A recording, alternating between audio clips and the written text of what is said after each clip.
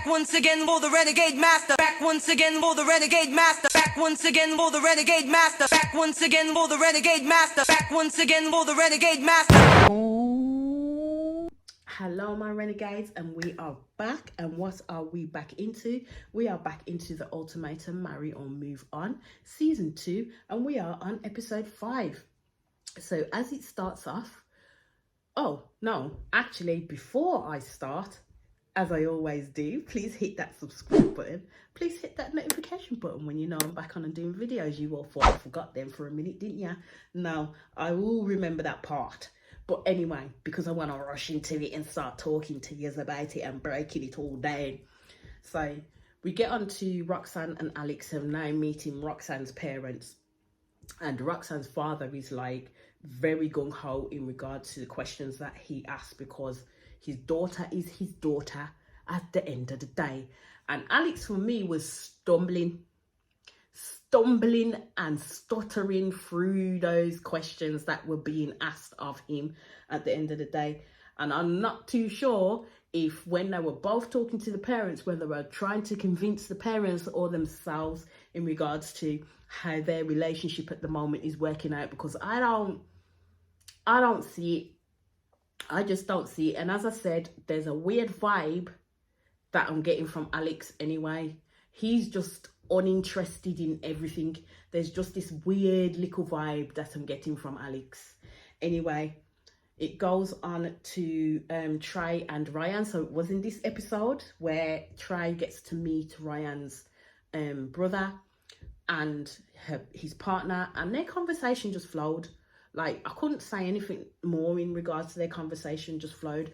But the little brother's partner did highlight, as I've already said in my previous episode, that Ryan is all about James. Basically, he was her number one priority, and it does come out through the episodes. I'm not sure if it's this one that James has actually cheated on her previously, so that's going to affect their relationship as well in regards to how Ryan navigates around the fact that the person that you've been with since you were 16 for 7 whole years had been disloyal to you and dishonest towards you.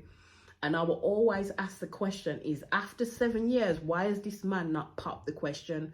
Why is it taking him to this show to realise what he may be missing in regards to Ryan, in terms of, as they say, the absence makes the heart grow fonder, or you don't realise what you've lost until it's gone. I think that's the aspect with James, but you can let me know what you think. And the family are already saying that Ryan, even at that dinner, just looks like and sounds like a different person. So then we move on to there, and the lads get their night and the girls get their night, basically. And you know how it is, they're all going to talk about the partners, conversations are going to start flowing, and they're all going to say certain things. And Trey does talk about Ryan, and I think that James got a little bit jealous, and he says that there is a bit of a wall between Ryan and him, so he was being honest and that.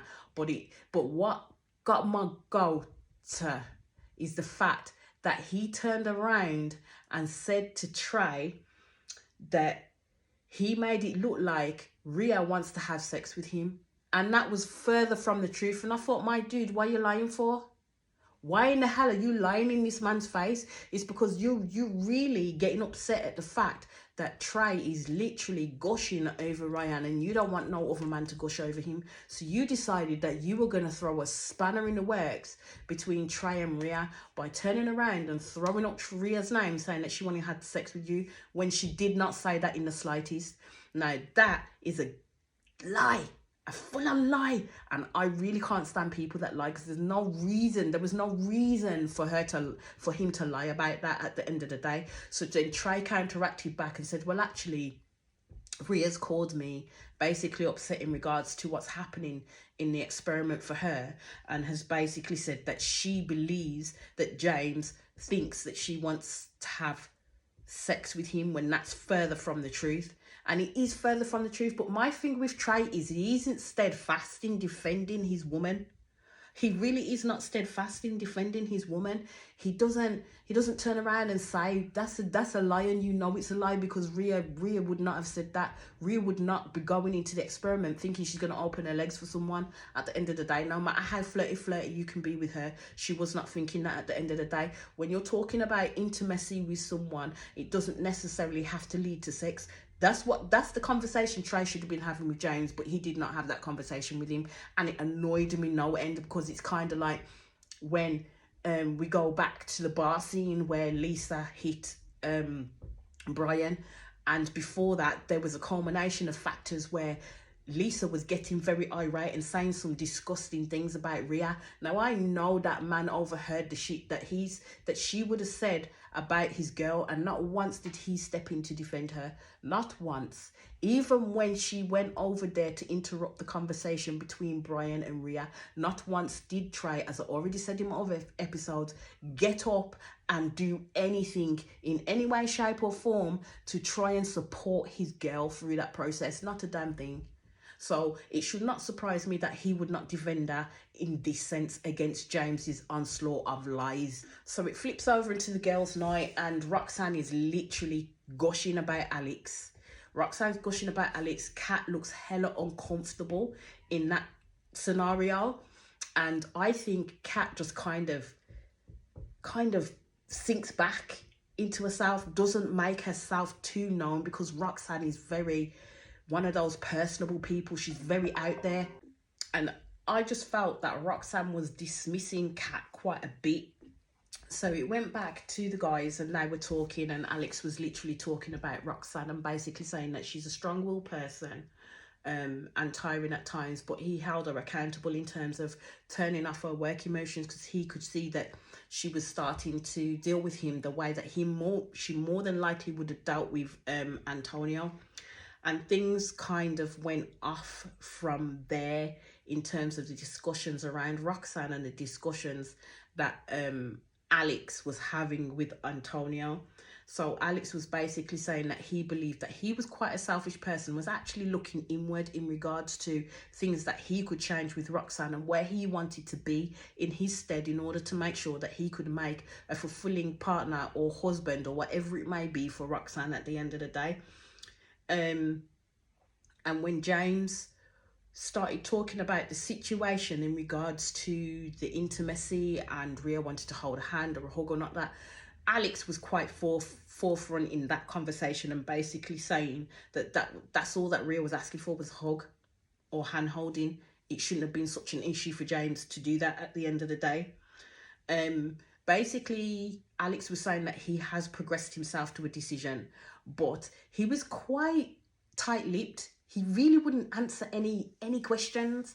Like when Antonio asked him, well, is he going to marry Kat? Like Antonio was literally on the side of Kat and trying to get an answer out of him.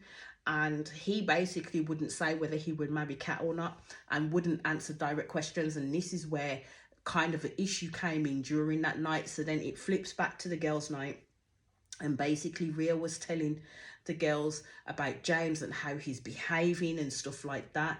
And basically James has no boundaries in regards to that, in regards to literally not being able to read the signs from a woman that he's with. And I think he's done that with Ryan so many times that when she's needed that extra effort from him, he hasn't provided it and hasn't given it to her.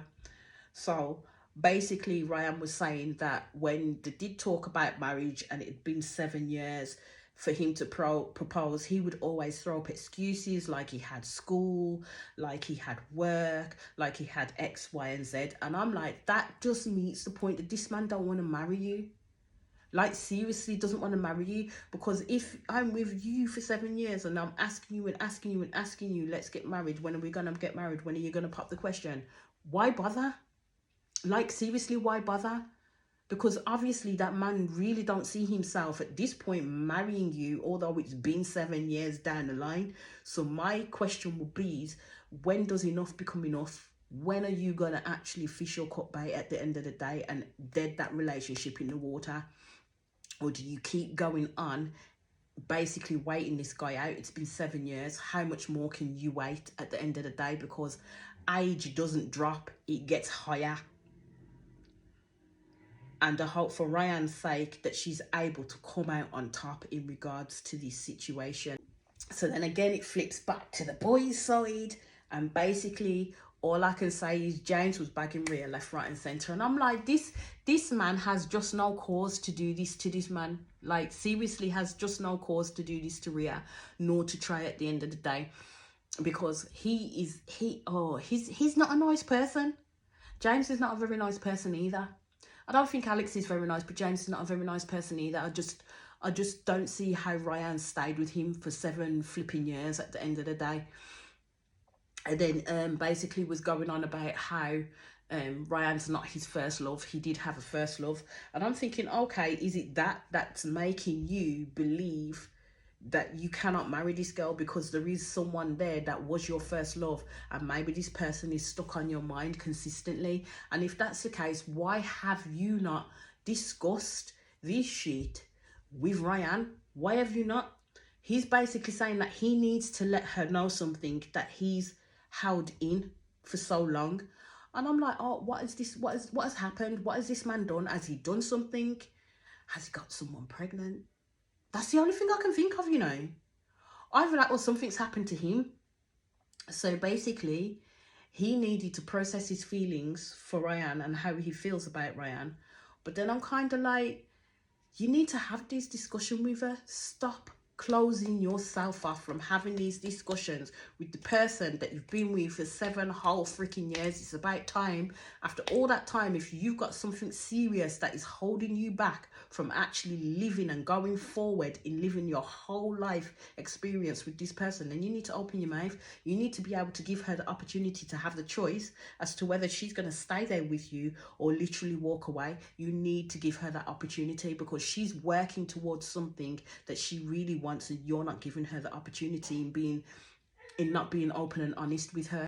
So then it flips back to the girl's side, and basically Roxanne is having a conversation with Kat about Alex, and basically saying to Kat that Alex gives off red flags.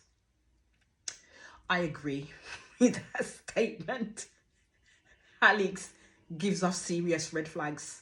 Serious red flags. So basically she talked about Alex lying in the face of her parents when they asked him if he opened doors for her, opened car doors for her, and he basically said yes. But my thing would have been is, if you knew he was lying and that's not something that he did, then Roxanne, you should have opened your mouth at that point and said, when have you opened car doors for me? Whenever you open doors for me, no, you have not shown me your chivalrous side. I'm still waiting to see that. Why did you allow him to cover that lie? Because at the end of the day, you was an accomplice to that lie with him, because you didn't open your mouth or say nothing. So why are you saying it to Kat now? Makes no sense to me. Why are you saying it to Kat now? Alex was being bashed by Roxanne to Kat. And basically Roxanne was telling Kat that she needs to stand her ground with Alex at the end of the day. And if he is not giving her what she really wants, then she needs to leave him. Kat was just, oh my God. I thought, Lord have mercy. I'm just quickly whipping in the end of episode 5, because I did record it earlier. So you can see my clothes have changed, renegades. I'm afraid my clothes have changed. So basically the end of it was just coming on to Alex and Antonio having a bit of a set to. So basically Alex was like making little snide comments and this, that and the other, and I think it was because Antonio was trying to call him out in regards to Kat, and he wasn't ready to say anything at all.